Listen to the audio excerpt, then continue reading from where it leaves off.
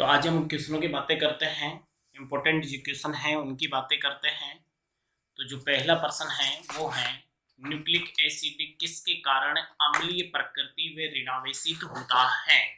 जो nucleic acid होता है वो किसके कारण है जो अम्लीय प्रकृति में होता है और ऋणावेशित होता है।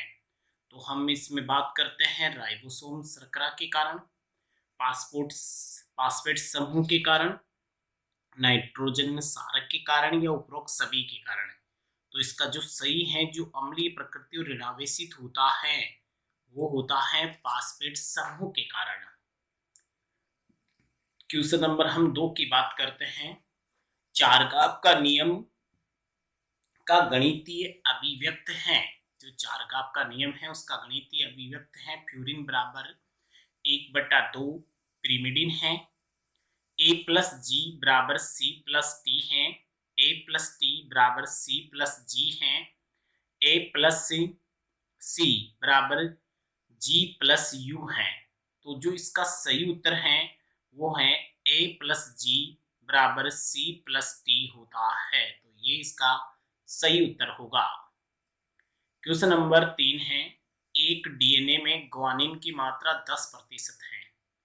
तो डीएनए है उसमें ग्वानिन की मात्रा 10% है, तो साइटोसिन की मात्रा होगी। तो ग्वानिन की मात्रा तो पूछी गई है और साइटोसिन की मात्रा हमको बतानी है। तो साइटोसिन की मात्रा है तो आपको बता दूं कि जब ए होता है तो ए के बराबर होता है वो होता है टी, और जो जी होता है उस जी के बराबर होता है वो होता है सी। तो यहाँ हम जो बात कर रहे हैं, यहाँ जो हम बात कर रहे हैं वो ए और टी बराबर होगा, जी और सी बराबर होगा। तो यहाँ देखते हैं ग्वानिन मतलब सी है 10% है, तो जी अगर 10% है तो सी कितना होगा, तो इसका सही उत्तर होगा 10% है। क्वेश्चन नंबर 4 ले लेते हैं। आनुवांशिक पदार्थ डीएनए की खोज का फ्रेडरिक ग्रिफिथ के रूपांतरण सिद्धांत में प्रभेद उग्र व निमोनिया कारक होने का कारण है। तो जो हमने फ्रेडरिक ग्रिफिथ का रूपांतरण सिद्धांत पढ़ा था जो चूहों में किया गया था, तो उनमें क्या कारण था कि वो उग्र और निमोनिया कारक था। जो एस प्रभेद था उसमें आपको बता दूं कि जिसमें जो एस प्रभेद आपको बताया होगा कभी, ये जो एस प्रभेद हैं ये एस प्रभेद उग्र व निमोनिया कारण कारक क्यों होता है। तो इसका सही कारक है वो क्या है उसमें, कि जो इसमें कैप्सूल होता है, देखो आपको बताएं कि इसमें कैप्सूल होता है, वो कैप्सूल बना होता है या तो प्रोटीन होगा या पॉलीसेकेराइड होगा या वसा होगा या उपरोक्त सभी। तो आपको बता दूं कि वो सही उत्तर है वो है पॉलीसेकेराइड होता है, और इसी कारण ही जो ये उग्र व निमोनिया कारक होता है ये एस प्रभेद है। तो इसका सही उत्तर है वो है पॉलीसेकेराइड। क्वेश्चन नंबर 5 है, ओकाजाकी खंड का निर्माण होता है। तो जो ओकाजाकी खंड होता है उसका निर्माण कहाँ होता है, ट्रांसड्यूशन में होता है, ट्रांसक्रिप्शन में होता है, ट्रांसलेशन में होता है या रेप्लिकेशन में होता है। तो आपको बता दें कि जो ओकाजाकी खंड होते हैं वो रेप्लिकेशन के समय बनते हैं, प्रतिकृतिकरण के समय इसका निर्माण होता है। अब हम बात करते हैं अनावर्त बीजी। क्वेश्चन नंबर 6 है, अनावर्त बीजी नगन बीजी पादप क्यों कहलाते हैं। तो जो अनावर्त बीजी होते हैं उसको हमें ये नगन बीजी पादप क्यों कहते हैं भाई, क्या कारण है इसका कि हम इसको नगन बीजी कहते हैं। इसमें बीजांड का भाव होता है, इसमें अंडाशय का भाव होता है, इसमें बाह्य चोर नहीं होता है, इसमें भ्रूण नहीं होता है।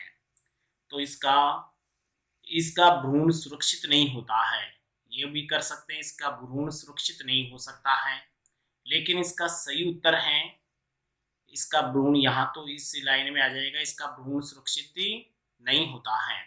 तो लेकिन इसका जो सही उत्तर है वो इसमें होगा, इसमें अंडाशय का अभाव होता है। तो ये इसका सही उत्तर होगा कि इसमें किसका अभाव होता है, इसमें अंडाशय का अभाव होता है। क्वेश्चन नंबर हम बात करते हैं 7 की, 7 नंबर की बात करते हैं। टेरिडोफाइट अधिकांश होते हैं। तो जो टेरिडोफाइट होते हैं वो अधिकांश समबीजाणुक होते हैं, विषम बीजाणुक होते हैं, जलीय होते हैं या वन में होते हैं। तो इसका जो सही उत्तर है वो होते हैं समबीजाणुक। क्वेश्चन नंबर 8 है, पेपिलेरी मांसपेशियां, पेपिलेरी मांसपेशियां पाई जाती हैं। जो पेपिलेरी मांसपेशियां होती हैं वो नीले में पाई जाती हैं, आलिंद में पाई जाती हैं, या आलिंद नीले कपाट में पाई जाती हैं, या पल्मोनरी कपाट में पाई जाती हैं। तो जो हमारा हृदय होता है उन हृदय में जो पेपिलरी पेशियां होती हैं वो पाई जाती हैं नीलियों में। क्वेश्चन नंबर हम लेते हैं 9। जब रक्त में CO2 की सांद्रण बढ़ जाएगी, जब रक्त में CO2 की सांद्रण बढ़ जाएगी तब श्वसन होगा। तब ये बढ़ जाएगी तो श्वसन होगा, धीमा हो व गहरा हो जाएगा, तीव्र व गहरा हो जाएगा, कम गहरा व धीमा हो जाएगा, श्वसन पर कोई प्रभाव नहीं पड़ेगा।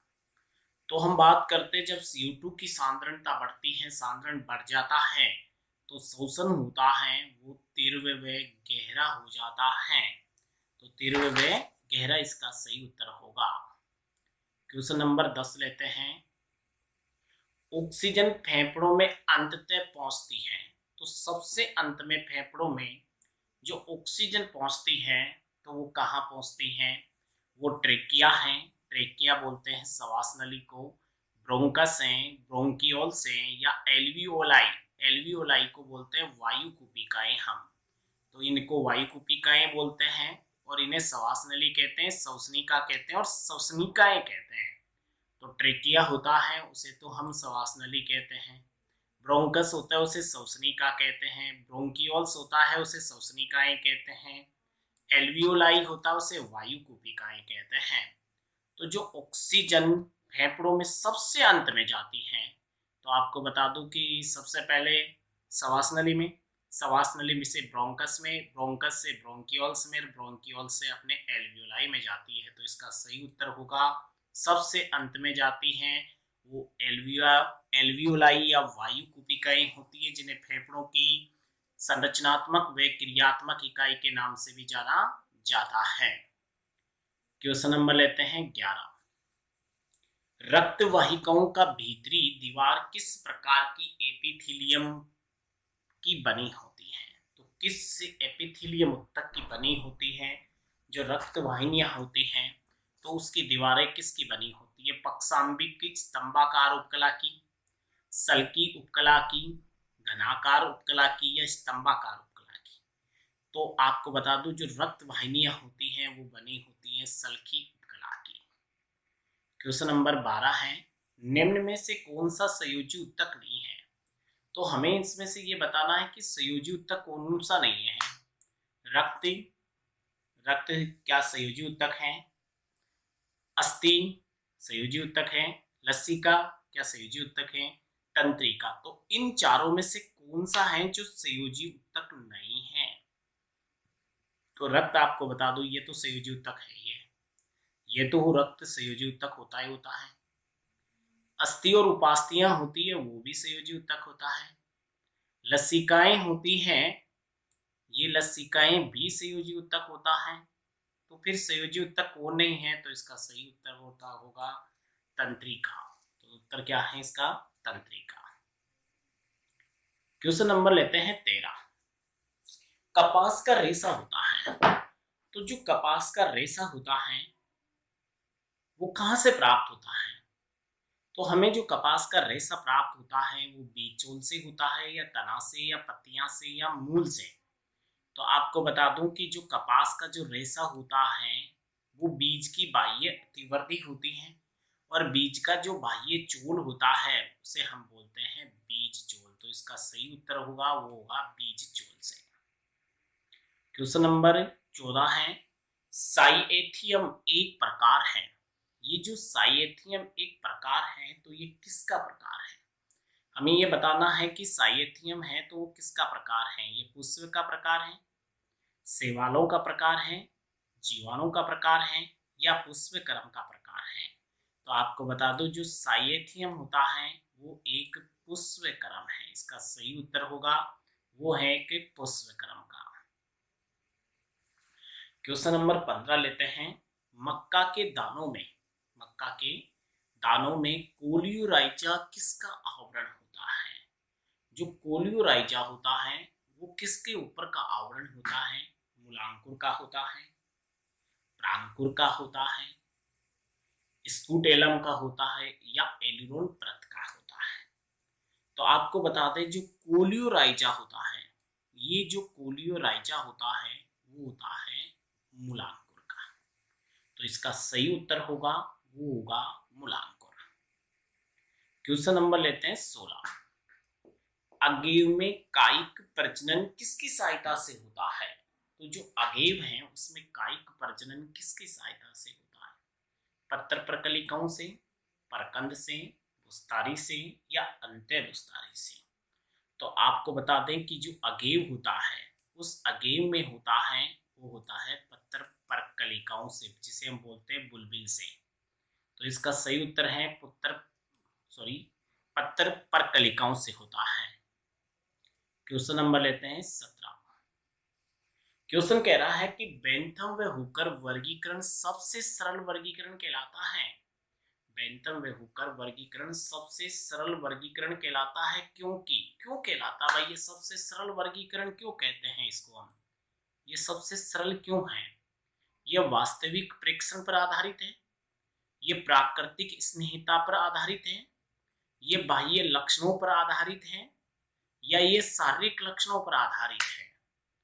तो हमें ये देखना है सबसे सरल होता है वो वास्तविक प्रेक्षण पर आधारित होता है, वास्तविक प्रेक्षण पर आधारित होता है, इसलिए जो बेंथम व हुकर का वर्गीकरण है वो सबसे सरल है।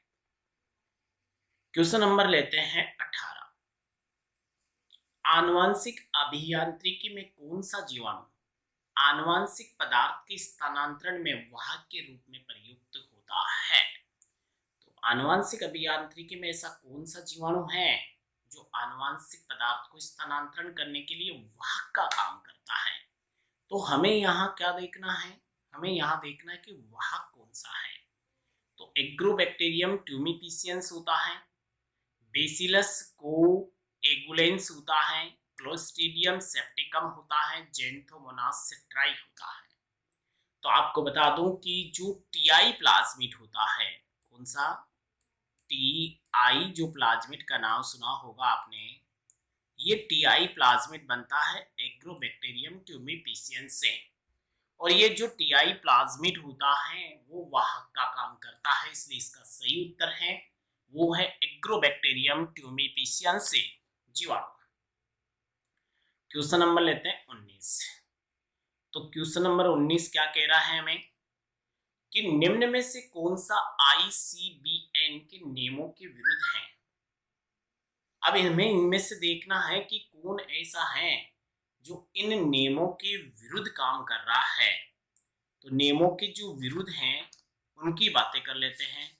तो देखते हैं, क्वेश्चन है हाथ से लिखे हुए वैज्ञानिक नाम रेखांकित होने चाहिए। बिल्कुल सही बात है कि हाथ से लिखेंगे तो रेखांकित होने चाहिए, ये सही बात कह रहा है। प्रत्येक जाति एक वंश और एक विशिष्ट विशेषक, विशेषक मतलब जाति, तो प्रत्येक जाति एक वंश और एक विशिष्ट विशेषक रखती है, तो ये भी बात सही है। क्वेश्चन नंबर इसी का तीसरा ऑप्शन कह रहा है वैज्ञानिक नाम लैटिन भाषा में होते हैं, सही बात है, तथा इटालीकृत होने चाहिए, या लैटिन भाषा में भी होते हैं और इटालीकृत, ये भी बात सही है। ये भी क्वेश्चन इसी का फोर्थ कह रहा है वंश तथा विशिष्ट विशेषक के नाम की शुरुआत छोटे अक्षर से होनी चाहिए। तो आपको बता दूं कि जो वंश होता है उसकी जो शुरुआत होती है उससे अंग्रेजी के बड़े अक्षर से होती है, तो ये इसके विरुद्ध है। तो तो ये इसका सही उत्तर है। क्वेश्चन नंबर लेते हैं 20। निम्न में से कौन सा एक गैर प्रोटीन एंजाइम है? ऐसा एंजाइम है जो गैर प्रोटीन है, मतलब प्रोटीन का नहीं बना हुआ है। तो हमें इनमें से ऐसा एंजाइम ढूंढना है जो गैर प्रोटीन है, मतलब प्रोटीन का नहीं बना हुआ है। राइबोजाइम है, लाइगेज है, डीऑक्सी राइबोन्यूक्लियेज है या लाइसोजाइम है। तो आपको बता दूं कि गैर प्रोटीन एंजाइम है वो है राइबोजाइम एंजाइम। क्वेश्चन नंबर लेते हैं 21। डीएनए एक आनुवांशिक पदार्थ है, इसका अंतिम परमाणु किसके प्रयोग से आया? तो डीएनए एक आनुवांशिक पदार्थ के बारे में जिसका अंतिम परमाणु किसके प्रयोग में आया था? हर्षवेंचेस्का में, ओवरी एवं मैक्लियोड तथा मैकार्टी में, हरगोबिंद खुराना में और गिरफिट ने। तो जो इसका सही है, बिल्कुल अंतिम प्रमाण जिसमें लेकर आया था वो था हर्ष और चेस। क्वेश्चन नंबर लेते हैं 22। बहुत ही अच्छा प्यारा सा क्वेश्चन है ये। सबसे बड़े से प्रारंभ करके छोटे क्रम में जीवों के आनुवांशिक पदार्थ के सही क्रम को पहचानिए। हमें पहचानना है बड़े से छोटे क्रम में, बड़े से छोटे क्रम की तरफ चलना है। तो सबसे बड़े से प्रारंभ करके सबसे छोटे क्रम में जीवों के आनुवांशिक पदार्थ के सही क्रम को पहचानिए। तो सबसे बड़ा गुणसूत्र होता है या न्यूक्लियोटाइड की बात कर, जीन होता है, जीनोम होता है, न्यूक्लियोटाइड होता है, या जीनोम सबसे बड़ा है और जीन सबसे छोटा है, या जीनोम सबसे बड़ा है, फिर उससे छोटा गुणसूत्र है, फिर उससे छोटा जीन है और फिर उससे छोटा न्यूक्लियोटाइड है, या सबसे बड़ा गुणसूत्र है या फिर जीनोम है, जीन है न्यूक्लियोटाइड से। तो आपको बता दूं कि जो सबसे बड़ा होता है, तो बड़े से प्रारंभ करके छोटे क्रम में जाना है अपने को। तो सबसे बड़ा होता है वो होता है जीनोम, सबसे बड़ा होता है वो होता है जीनोम। और जीनोम के जो धागे होते हैं उन्हें कहते हैं गुणसूत्र, और गुणसूत्रों से पर लगे होते हैं जीन, और जीन से बनते हैं न्यूक्लियोटाइड। तो इसका सही उत्तर होता है वो है जीनोम, गुणसूत्र, जीन और न्यूक्लियोटाइड। तो ये इसका सही उत्तर है। क्वेश्चन नंबर लेते हैं 23। क्वेश्चन नंबर 23 कह रहा है न्यूमेटोफोर साइक होते हैं। तो जो न्यूमेटोफोर होता है वो मैग्रो वनस्पति होती है, जो दलदल वाले क्षेत्र में वनस्पति पाई जाती है। उन पौधों में न्यूमेटोफोर होते हैं, जड़ों में बाहर निकल आते हैं। तो ये किसमें सहायक होते हैं? जो दलदल होता है उसमें ऑक्सीजन नहीं होती है, तो वाष्पीकरण में सहायता नहीं करते हैं। श्वसन में ये श्वसन में सहायता करते हैं, बिंदु स्त्राव में नहीं करते, प्रोटीन संश्लेषण में नहीं करते हैं, क्योंकि वहाँ ऑक्सीजन की कमी होती है, इसलिए जड़ें बाहर आ जाती हैं। जैसे ये पेड़ होता है, तो इस पेड़ के पास में ऐसे दलदल से छोटी छोटी जड़ें बाहर आ जाती हैं, और ये जो जड़ें हैं ये काम करती है श्वसन का, ये जड़ें हैं वो काम करती हैं श्वसन का। तो इसका सही उत्तर है वो श्वसन है। क्वेश्चन नंबर 24 है तापमान के व्यापक ह्रास को सहन करने वाले जीवों को कहा जाता है। तो तापमान के व्यापक ह्रास को सहन करने वाले जीवों को कहा जाता है तनुतापी कहते हैं, विषमतापी कहते हैं, पार्थोतापी, यूरीथर्मल कहते हैं या समतापी कहते हैं। तो जो तापमान के व्यापक ह्रास को सहन कर लेते हैं उसे यूरीथर्मल के नाम से जाना जाता है। क्वेश्चन नंबर 25 है ठंडी जलवायु वाले स्तनधारियों के कान और पाद आमतौर पर छोटे होते हैं ताकि उष्मा की हानि न्यूनतम हो। तो ये नियम किसका है भाई? जो ठंडी जलवायु वाले स्तनधारी हैं उनके कान और पैर होते हैं वो क्या होते हैं? छोटे होते हैं, ताकि उष्मा की जो हानि होती है वो कम होती है। तो ये सेक का नियम है, एलन का नियम है, बाल्फोर का नियम है या हटविंग का नियम है। तो ये नियम दिया था एलन का नियम है, और ये इसका उत्तर होगा बी या बे। क्वेश्चन नंबर 26 लेते हैं पक्षियों में अंड परजीविता या ब्रूड पैरासिटिज्म का लुभावना उदाहरण है। पक्षियों में जो अंड परजीविता या ब्रूड पैरासिटिज्म है का लुभावना उदाहरण है अंड परजीविता का, सहोपकारिता का, सहजीविता का या स्पर्धा का। तो इसका सही उत्तर है वो है परजीविता का। सबसे बेस्ट उदाहरण है वो है परजीविता का। क्वेश्चन नंबर लेते हैं 27। इन सीटू या सविस्ताने संरक्षण नहीं है। इन सीटू कंजर्वेशन बोलते हैं, इन सीटू या सविस्ताने संरक्षण की बात करते हैं तो देखते हैं कौन नहीं है। इसमें हमें ये देखना है कि नहीं है, कौन नहीं है भाई। तो जैव विविधता हॉटस्पॉट ये है। बोटनिकल गार्डन की बातें करेंगे, राष्ट्रीय उद्यान की, जीव मंडल संरक्षित क्षेत्र की। तो इसमें जैव विविधता हॉटस्पॉट है, राष्ट्रीय उद्यान भी है, जीव मंडल संरक्षित क्षेत्र भी है। तो कौन नहीं होगा फिर? बोटनिकल गार्डन नहीं होगा। ये इसका सही उत्तर होगा, क्योंकि बोटनिकल गार्डन होता है वो एक्स सिटू कंजर्वेशन की श्रेणी में आता है, बाह्य स्थानीय संरक्षण की श्रेणी में आता है। क्वेश्चन नंबर लेते हैं 28। मेंडल ने मटर की कितनी तद्रुप प्रजनन वाली किस्मों को छांटा था? तो मेंडल ने मटर की कितनी तद्रुप प्रजनन वाली किस्मों की बातें करनी है हमें। किसकी बातें करनी है? तद्रुप प्रजनन वाली किस्मों को छांटा था। तो कितनी किस्मों को? 14 को, 7 को, 22 को या 34 को। तो इसका जो सही उत्तर है वो है 14 किस्मों को। क्वेश्चन नंबर लेते हैं 29। वंशागति का क्रोमोसोम सिद्धांत किसने दिया था? तो वंशागति का क्रोमोसोम सिद्धांत देने वाला वैज्ञानिक मेंडल था, मॉर्गन था, सटन एवं बोवेरी था या कोरेंज था। तो इसका जो सही उत्तर है वो है सटन एवं बोवेरी। क्वेश्चन नंबर 30 है। आवर्तबीजी पादपों में भ्रूण कोश परिपक्व होने पर होता है। तो जो भ्रूण कोश होता है, जो भ्रूण कोश होता है वो होता कैसा है?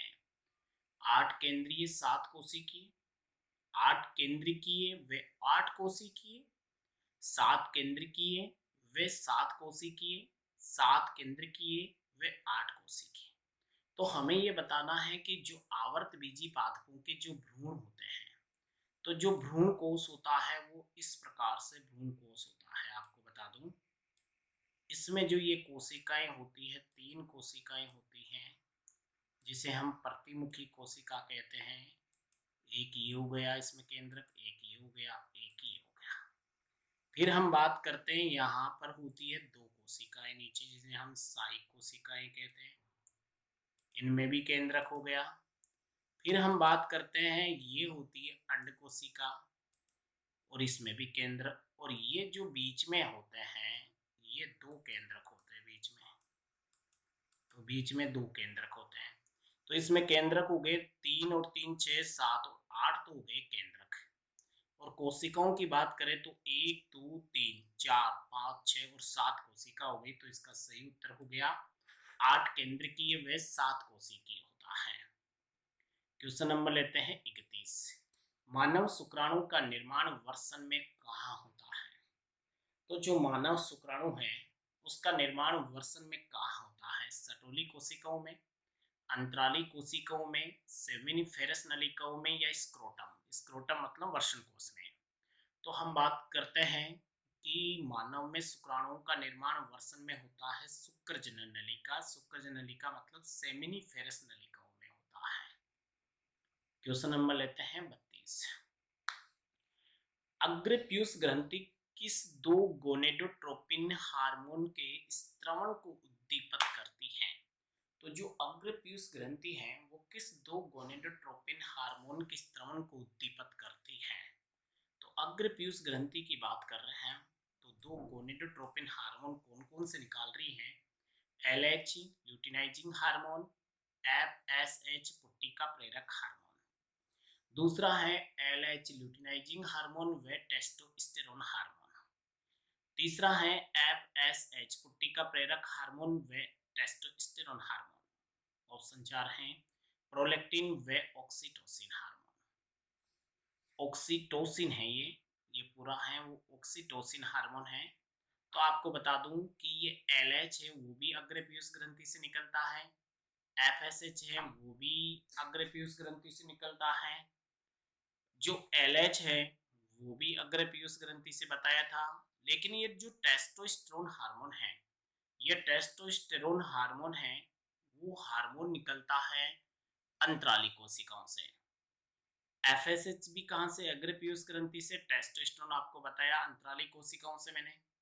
प्रोलेक्टिन हार्मोन है वो भी अग्र पीयूष ग्रंथि से निकलता है, और ये ऑक्सीटोसिन हार्मोन है ये पश्च पीयूष ग्रंथि से निकलता है। तो अब जो गोनेडोट्रोपिन जो हार्मोन होता है अग्र पीयूष ग्रंथि से, इसका सही उत्तर है एलएच व एफएसएच हार्मोन है। क्वेश्चन नंबर 33 लेते हैं। सेकेंडरी स्पर्मेटोसाइट की कोशिका में कितने गुणसूत्र होते हैं? तो हम बात करते हैं जो सेकेंडरी स्पर्मेटोसाइट होते हैं, तो आपको बता दें सबसे पहले होते हैं हम ये लेते हैं आदि जनन कोशिकाएं होती हैं। इन आदि जनन कोशिकाओं में बार बार समसूत्री विभाजन करते हैं, तो समसूत्री विभाजन में हमेशा समान ही बनते हैं, 46 ही बनते हैं, और हम इसे स्पर्मेटोगोनिया कहते हैं। स्पर्मेटोगोनिया में से एक स्पर्मेटोगोनिया वृद्धि करता है, और वृद्धि करके प्राइमरी स्पर्मेटोसाइट का निर्माण करता है। जब ये प्राइमरी स्पर्मेटोसाइट का निर्माण करता है, जब प्राइमरी स्पर्मेटोसाइट में फिर अर्धसूत्री विभाजन या मियोसिस होता है, तो तब अर्धसूत्री विभाजन होता है, तो यहाँ पर कितने बनेंगे भाई? तो यहाँ 46 थे, और जब प्राइमरी है ये प्राइमरी स्पर्मेटोसाइट है, ये तो है प्राइमरी स्पर्मेटोसाइट, और ये है सेकेंडरी स्पर्मेटोसाइट। तो आपको बता दूं कि 46 है तो कितने हो गए? 23 हो गए। कितने हो गए सेकेंडरी स्पर्मेटोसाइट? तो सेकेंडरी स्पर्मेटोसाइट की कोशिका में गुणसूत्रों की संख्या होगी वो होगी 23। क्वेश्चन है 34। मानव में अंतरोपण या इम्प्लांटेशन किस रचना का होता है? तो जो मानव में अंतरोपण होता है वो अंतराली प्रकार का होता है, आपको बता दूं मैं। तो होता किस रचना का होता है? जो गर्भाशय का एंडोमेट्रियल स्तर होता है, उस स्तर से कौन सी रचना जाकर जुड़ती है? तो मोरूला जुड़ता है, कोरक पुट्टी या ब्लास्टोसिस्ट जुड़ती हैं, गेस्टुला जुड़ता है, या न्यूरुला जुड़ता है? तो आपको बता दूं अंतरोपण होता है वो होता है ब्लास्टोसिस्ट का। बहुत ही अच्छा सा प्रश्न आता है ये, बढ़िया क्वेश्चन है। ब्लास्टोसिस्ट का अंतरोपण होता है, तो इसका सही उत्तर होगा बेड। क्वेश्चन नंबर 35 ले लेते हैं। सिनेप्टोनीमल कॉम्प्लेक्स, सिनेप्टोनीमल कॉम्प्लेक्स का निर्माण किस अवस्था में होता है? तो जो सिनेप्टोनीमल कॉम्प्लेक्स होती हैं जो काइजेमेटा बनाने में भाग लेती हैं, तो उसका निर्माण कहाँ होता है? लेप्टोटिन में, जाइगोटिन में, पेकाइटिन या डिप्लोटिन में? तो आपको बता दूं सिनेप्टोनीमल कॉम्प्लेक्स होता है उसका निर्माण होता है जाइगोटिन में। क्वेश्चन लेते हैं 36। अवर्णीय लवक जो कार्बोहाइड्रेट या स्टार्च या मंड का संचय करता है, तो ऐसा कौन सा लवक होता है जो कार्बोहाइड्रेट, स्टार्च या मंड का संचय करता है? तो इसमें एमाइलोप्लास्ट होता है, एलियोप्लास्ट होता है, एटियोप्लास्ट होता है, या एल्यूरोप्लास्ट होता है? तो आपको बता दो इसका जो सही उत्तर होगा वो होगा एमाइलोप्लास्ट, जो कार्बोहाइड्रेट, स्टार्च या मंड का संचय करता है। क्वेश्चन नंबर लेते हैं 37। ग्लाइकोलाइसिस व क्रेब्स चक्र के बीच की योजक कड़ी है। तो ग्लाइकोलाइसिस व क्रेब्स चक्र के बीच की जो योजक कड़ी है, क्रेब्स चक्र के बीच की जो योजक कड़ी है वो कड़ी कौन सी है? एसिटाइल कोएंजाइम ए है, पाइरुविक एसिड है, फास्फोइनोल पाइरुवेट है, या मैलिक एसिड है? तो इसका जो सही उत्तर होगा वो होगा एसिटाइल कोएंजाइम ए। क्वेश्चन लेते हैं 38। अधिकतम संख्या में श्वेत रक्त कणिका मतलब डब्ल्यूबीसी कौन सी होती है? तो कौन सी डब्ल्यूबीसी सबसे अधिक संख्या में पाई जाती है? बेसोफिल, न्यूट्रोफिल, मोनोसाइट या इयोसिनोफिल? तो आपको बता दूं बेसोफिल सबसे कम संख्या में होती है, ये तो होती है सबसे कम संख्या में, और ये होती है सबसे अधिक संख्या में। तो सबसे अधिक संख्या में कौन सी होती है? न्यूट्रोफिल होती है। क्वेश्चन लेते हैं 39। हीसीमोनासी हाइसाइटिस कीट किस रोग का वाहक है? तो हीसीमोनास है, ये जो आपको नजर आ रहा है वो है हीसीमोनास हाइसाइटिस कीट किस रोग का वाहक है? तो ये रोग का बैंगन का है। तो हम बात करते हैं, बैंगन का लघुपरण रोग है, जीरे का छाछा रोग है, जीरे का मलानी रोग है, टमाटर का अगेती झुलसा रोग है। तो ये कौन सा रोग होगा? तो इसका जो कीट रोग वाहक का काम कर रहा है वो है बैंगन का लघुपरण रोग होता है, जो फाइटोप्लाज्मा से होता है, उसका ये कीट वाहक होता है। तो इसका सही उत्तर है बैंगन का लघुपरण रोग। क्वेश्चन लेते हैं 40। इंडियन पीनट कल्प वायरस, इंडियन पीनट क्लम वायरस। तो हम बात कर रहे हैं आईपीसीवी का आनुवंशिक पदार्थ कौन सा है? तो हम बात करते हैं इनका आनुवंशिक पदार्थ कौन सा? इंडियन पीनट क्लम्प वायरस का जो आनुवंशिक पदार्थ होता है वो एसएसआरएनए होता है, डीएसआरएनए होता है, एसएसडीएनए होता है, या